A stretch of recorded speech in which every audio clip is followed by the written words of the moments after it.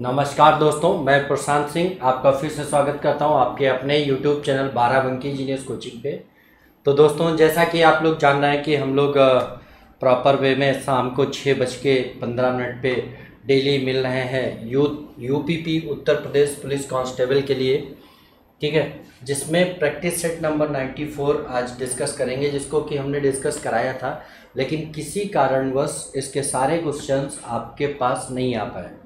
ठीक, तो उनके बचे हुए क्वेश्चन मैं आज डिस्कस करूंगा और फिर कल मिलेंगे एसटी नंबर 94 पे। ठीक है, तो ज़्यादा से ज़्यादा मात्रा में दोस्तों जुड़ करके आप लोग आएँ और ज़्यादा से ज़्यादा मात्रा में लोग लाभ उठाएं इसका। ठीक है, चलिए भाई, तो चलते हैं पहले क्वेश्चन पर। देखिए, पहला क्वेश्चन कह रहा है ए और बी कोई काम क्रमशः 6 और 12 दिनों में कर सकते हैं। ठीक, ए और बी कोई काम क्रमशः ए 6 दिन में करता है और बी 12 दिन में करता है। ठीक है, मान ले काम अगर 12 था तो इसकी क्षमता कितनी होगी 2 और इसकी क्षमता कितनी होगी 1। ठीक है, वह दोनों एक साथ काम शुरू करते हैं, लेकिन 3 दिनों बाद ए काम छोड़ देता है। ठीक है, तो अगर एक साथ शुरू करेंगे तो भाई ए प्लस बी मिल करके एक दिन में कितना करेंगे 3, ये 2 करेगा, ये 1 करेगा, तो दोनों मिलकर कितना कर लेंगे 3 कर लेंगे। ठीक है, और 3 किया इन्होंने 3 दिन तक किया, एक दिन में 3 दिन तक 9।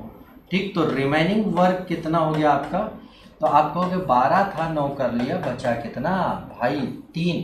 अब इस 3 को किसे कराना है, ए काम छोड़ देता है, बी को कराना है, तो बी करेगा 3 काम है और बी की क्षमता कितनी है 1, तो 3 दिन लगेगा ये।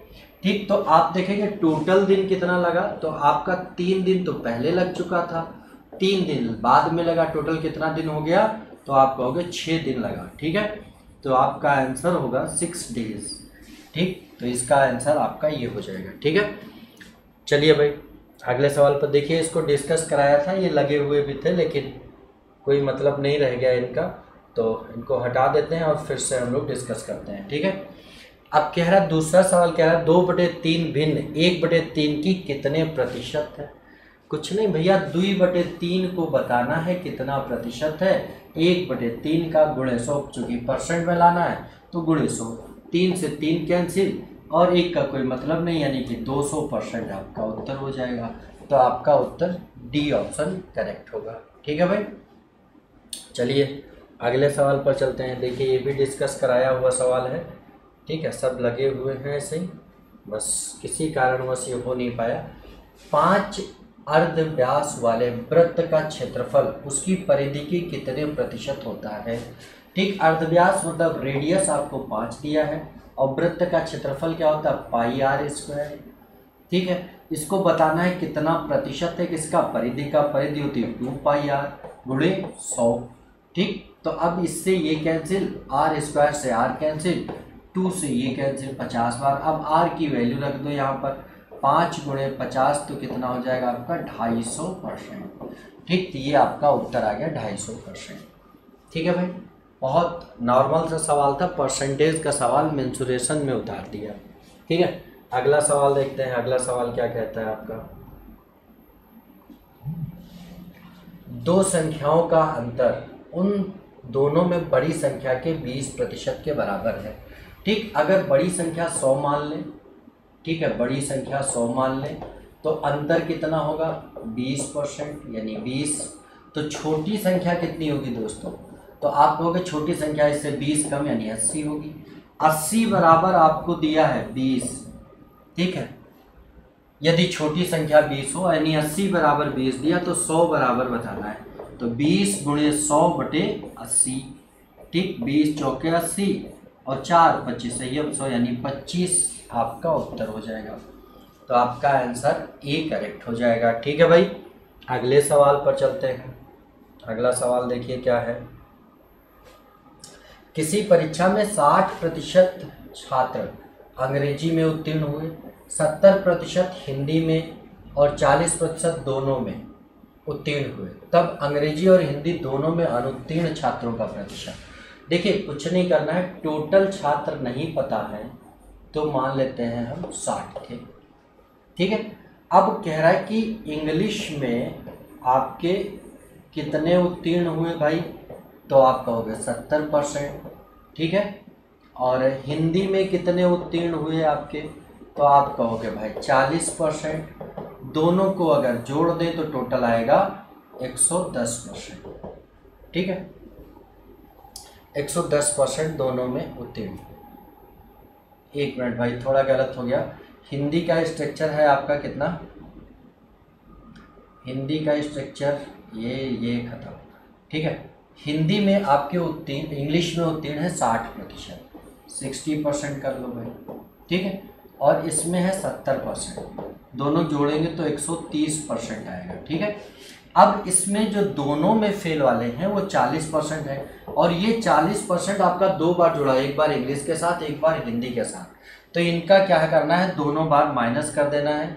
तो ये कितना आ जाएगा आपका 90%, यानी फाइनली 90% उत्तीर्ण है, और टोटल थे कितने आपके 100%। टोटल नहीं पता तो 100 होंगे। ठीक है, तो बचे कितने 10%। ये 10 वो बचे हैं जो दोनों में अनुत्तीर्ण, ना इसमें पास हैं और ना उसमें पास हैं, यानी कि आपका उत्तर ये हो जाएगा। ठीक है भाई, चलते हैं अगले सवाल पर, देखते हैं अगला सवाल क्या हो सकता है। देखिए भाई, 14 छात्रों के प्राप्तांकों का औसत 71 था, लेकिन बाद में पता चला कि एक छात्र के प्राप्तांक 56 की बजाय 42 और दूसरे के 32 के बजाय 74। मतलब कि एक 56 लिखना था तो इसको 42 लिख लिया गया, और एक 32 लिखना था तो इसको 74 लिख लिया गया। तो फाइनली देखेंगे तो आपको लिखना था 88 और लिख गया 116। तो कितना ज़्यादा हो गया, आप कहोगे भाई 28 ज़्यादा लिख गया। 28 ज़्यादा लिख गया कितने छात्रों पे, 14 पे, तो एक पे कितना ज़्यादा लिख गया, 2। यानी कि ये जो आपका औसत है 71, ये एक्चुअल औसत से 2 ज़्यादा है, तो इसमें 2 माइनस कर दो भाई। 2 माइनस कर देंगे तो क्या बचेगा, 69 आपका उत्तर हो जाएगा। ठीक है, तो आपका उत्तर क्या हो गया, इस तरह से इसका 69 हो जाएगा। अगले सवाल पर चलते हैं भाई। एक कक्षा में 40 लड़के हैं और उनकी औसत आयु 16 वर्ष है। तभी 17 वर्ष का एक लड़का चला जाता है और उसकी जगह दूसरा लड़का आ जाता है तो औसत आयु इतनी हो जाती है। तदनुसार नए लड़के की आयु कितनी है।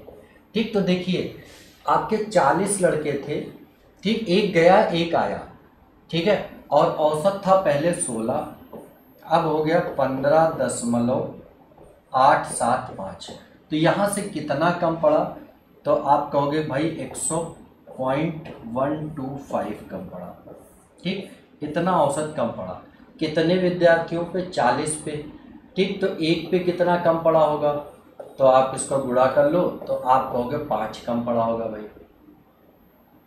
ठीक, 4, 25 रुपये 110, 5। ठीक, यानी कि जो औसत इतने वर्ष हो जाता है, इतना 5 कम पड़ा। कब 5 कम पड़ा, जब एक गया है 17 वर्ष का और नया आया है। इसका मतलब कि आने वाले का भार आयु जाने वाले से 5 वर्ष कम होगी। ठीक, तो कितनी हो जाएगी, 12 वर्ष, यानी इसका उत्तर आपका 12 वर्ष होगा। उम्मीद करते हैं दोस्तों आप लोगों को समझ आ रहा होगा, और फटाफट इसी तरह से करने भी हैं सवाल आपको। ठीक है, अगले क्वेश्चन पर अगर आए तो देखें अगला क्वेश्चन क्या कह रहा है। 500 कामगारों की औसत मजदूरी 200 रुपये थी। बाद में पता चला कि 2 कामगारों की मजदूरी क्रमशः 80 और 220, 80 और 220, टोटल कितना हो गया 300 के स्थान पर 180 और 20 पढ़ लिया गया, यानी 200 पढ़ा गया। कितना कम पढ़ा गया, 100 कम पढ़ा गया कितने पे, 500 पे। तो ऑन एन एवरेज कितना कम पढ़ा गया, 0.2। यानी कि जो अब औसत है एक्चुअल में, वो एक्चुअल औसत से 200 कम है, सॉरी 0.2 कम है। ठीक है, तो एक्चुअल औसत क्या होगा, इससे 0.2 ज़्यादा होगा। 200 था तो 0.2 और बढ़ा दो, 200.2 आपका उत्तर हो जाएगा। अगला सवाल देखते हैं। एक रेलगाड़ी और एक प्लेटफॉर्म की लंबाई परस्पर बराबर है। ठीक, मान लेते हैं ये रेलगाड़ी x मीटर है और ये एक प्लेटफॉर्म भी x मीटर है। ठीक है, 90 किलोमीटर प्रति घंटे की गति से चल रही एक ट्रेन 1 मिनट में पार कर जाती है। तो इसको सबसे पहले मीटर पर सेकंड में चले स्पीड को, तो ये इसको कर लेंगे हम लोग तुरंत 5/18, 18×5 = 5/25 मीटर पर सेकंड की गति से चल रही है और 1 मिनट यानी इसको सेकंड में बदलेंगे तो 60 सेकंड में पार कर जाती है। ठीक, तो अब ये रेलगाड़ी इस प्लेटफॉर्म को पार करेगी, दूरी कितनी चलेगी? अपनी प्लस उसकी लंबाई के बराबर, चल गई 2x। दूरी बराबर होता है चाल गुणे समय, चाल ये समय ये, तो ये आ जाएगा कितना? 1500। तो x बराबर कितना होगा? 750। यही आपसे पूछा है तो आपका आंसर 750 हो जाएगा। ठीक है भाई, चलते हैं अगले सवाल पर। अगला सवाल देखिए, सारे सवाल हमने डिस्कस कराए थे, सब मेहनत बेकार हो गई। एक आदमी 250 मीटर चौड़ी सड़क 75 सेकंड में पार कर लेता है, तो उस आदमी की गति, अब देखो भाई 250 मीटर सड़क है, 75 सेकंड में पार करता है, कोई मतलब नहीं है। बस ये हो गया दूरी बटे समय बराबर चाल। चाल इसको बताना है किलोमीटर प्रति घंटा में, तो गुणे 18/5 और कर लेना है। 25 दहम 25 तियाँ 75, 3 छाक 18, 5 दूनी 10, तो 6 दूनी 12 किलोमीटर प्रति घंटा, ये आपकी चाल आ जाएगी। ठीक है भाई, अगले प्रश्न पर अगर चलें हम तो देखते हैं प्रश्न क्या है। ये का वर्गमूल निकालना है, 272 का स्क्वायर माइनस 128 का स्क्वायर। ठीक, इसका वर्गमूल यानी अंडर रूट निकालना है। तो ये दिया है a square minus B square, ये क्या होता है? a प्लस बी और a माइनस बी, सीधे सीधे कर लो। तो इन दोनों को ऐड करेंगे, 8 2 10 का 0, 7 3 10 का 0, 2 2 4 गुणे, इनका अंतर निकालेंगे तो 144 आएगा। ठीक है, इसका रूट निकालेंगे तो 400 का रूट 20 हो जाएगा और 144 का 12, तो 12 दूना 24, 240 आपका उत्तर हो जाएगा। इसका वर्गमूल आपका ये आ जाएगा। ठीक है, अगला सवाल देखते हैं भाई।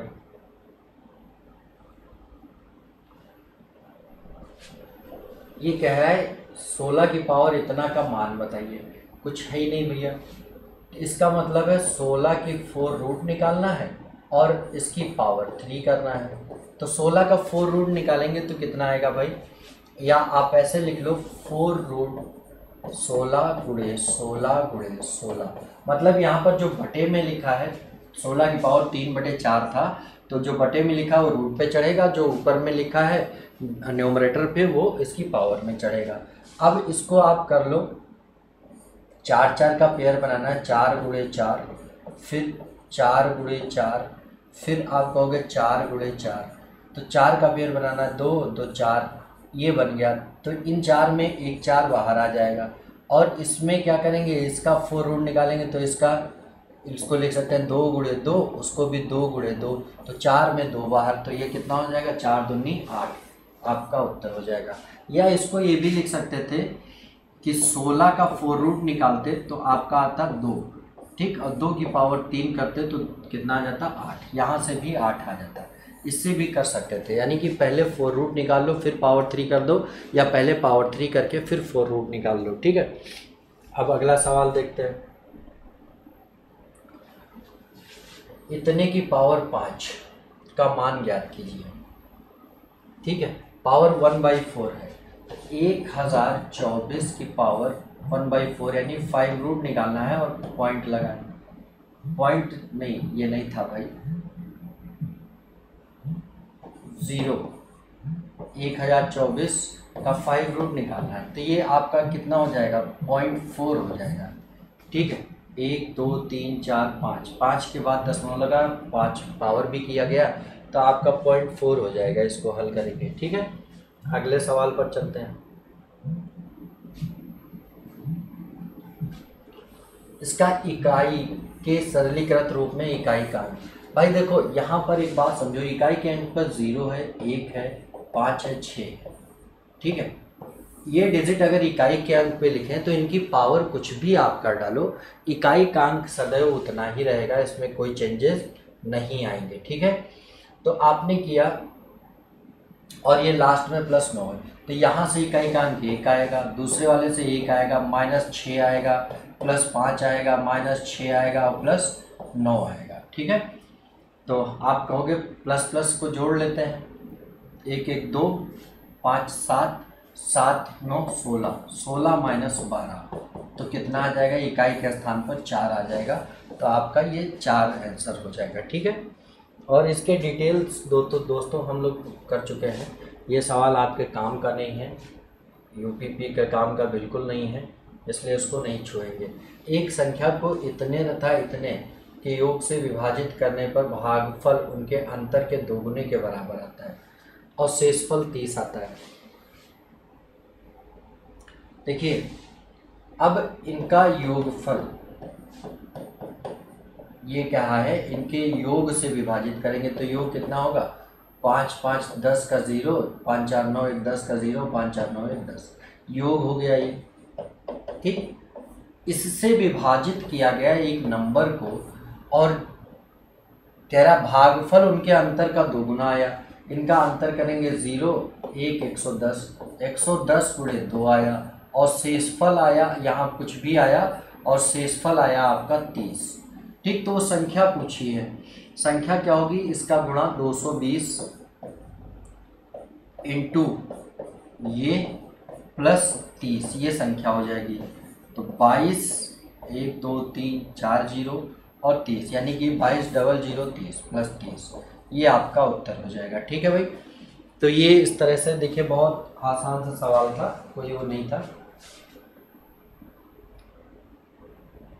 अब देखिए इनका ये सवाल जो है, ठीक है, कह रहा है कि 28 और 42 के एलसीएम किस अनुपात में, के एलसीएम और एचसीएफ किस अनुपात में होंगे। ठीक है, तो हम 28 और 42 को अगर रेशियो में बदलें तो इसका एचसीएफ निकल आएगा। 14 दूना 28, 14 तिया 42, 14 ये एचसीएफ हो गया। और एलसीएम क्या होगा, 14 गुणे 2, ये 14 तिया 42 गुणे 3। ठीक है, अब एलसीएम और एचसीएफ का अनुपात बनाना है तो 14 गुणे 2 गुणे 3 अनुपात 14, ये कैंसिल हो जाएगा, 6 अनुपात 1 उत्तर हो जाएगा। ये आपका उत्तर हो गया। ठीक है, अगले सवाल पर चले अगर तो देखें क्या होगा। कोई संख्या 11 और 13 दोनों से विभाजित हो तो वह अनिवार्यता होगी। ये आपका आंसर, बस इसमें सीधे सीधे 11 और 13 का गुणज ही होगा, क्योंकि इनके कोई गुणनखंड है नहीं, तो इसका मतलब कि सीधे सीधे इनके गुणज से जो विभाजित होगी वही संख्या विभाजित होगी। अगला सवाल, यदि किसी संख्या का दोगुना करके उसमें 20 जोड़कर वही उत्तर प्राप्त होता है। अब देखिए, मान ले संख्या x थी, इसका दोगुना किया, 20 जोड़ा, तो उत्तर वही मिला जो उस संख्या को 8 से गुणा करके गुणनफल से 4 घटा के मिलता है। तो कर दिया भाई, तो 2 और ये इसको इधर भेज देंगे, इसको इधर ले आएंगे, तो ये हो जाएगा 6x बराबर 24, तो x बराबर 4, तो वो संख्या पूछी कि 4 हो जाएगी उत्तर। ठीक है, अगला सवाल देखते हैं। कोई मतलब नहीं है सवाल का। 3 क्रमिक पूर्णांकों के वर्गों का योग इतना है। ठीक, देखिए इसने कहा कि 3 क्रमिक पूर्णांकों के वर्गों का, पूर्णांकों के वर्गों का योग ये दिया है, तो बीच का पूर्णांक क्या होगा। बीच का पूर्णांक हमने कहा है इसको ऑप्शन से कर लो, बहुत आसान हो जाएगा। 26 हमने लिया ऑप्शन, बीच का पूर्णांक, तो इससे एक पहले 25 और इससे एक बाद 27, ये 2 पूर्णांक हो गए। इनका स्क्वायर किया ये और इनका योग देखा हमने, आ रहा है इतना, यानी कि यही ऑप्शन आपका सही हो गया। ठीक है, अगले सवाल पर चलते हैं।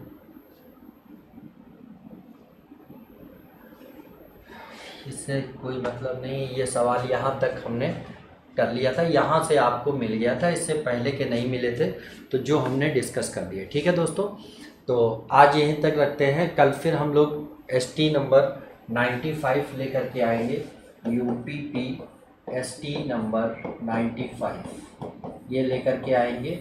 ठीक है, और समय आपका वही रहेगा 6:15 पर। तो दोस्तों, सबसे पहले तो एक काम आप सुन लीजिए और समझ लीजिए कि आपको लग करके पढ़ना है। वैकेंसी किसी भी समय आ सकती है और ठीक ठाक वैकेंसी है, तो UPP के लिए एकदम जी जान लगा करके पढ़ना शुरू कर दीजिए, जिससे कि आपको सफलता निश्चित तौर पर मिल सके। ठीक है, और आज से जीनियस बाराबंकी जीनियस कोचिंग ने इवनिंग बैचेस भी लॉन्च कर दिए हैं, जिनकी टाइमिंग UPP के लिए आपकी 4 से 7 है और SSC के लिए 3 से 6 है। ठीक है, तो निश्चित सफलता के लिए आप लोग जुड़ें, फटाफट। और आपको लगता है कि ये जो सेशन हमारा चल रहा है आपके लिए फ्रूटफुल है, आपके लिए फ़ायदेमंद है, ये आपकी सफलता में कहीं ना कहीं सहायक हो सकता है, तो आप लोग इसको शेयर करें, लाइक करें, और चैनल जो लोग नए जुड़े हैं हमारे चैनल के साथ वो लोग चैनल को सब्सक्राइब करें, जिससे प्रॉपर वे में हमको नोटिफिकेशन मिलता रहे। ठीक है, तो चलते हैं, फिर मिलेंगे, तब तक के लिए जय हिंद, जय भारत।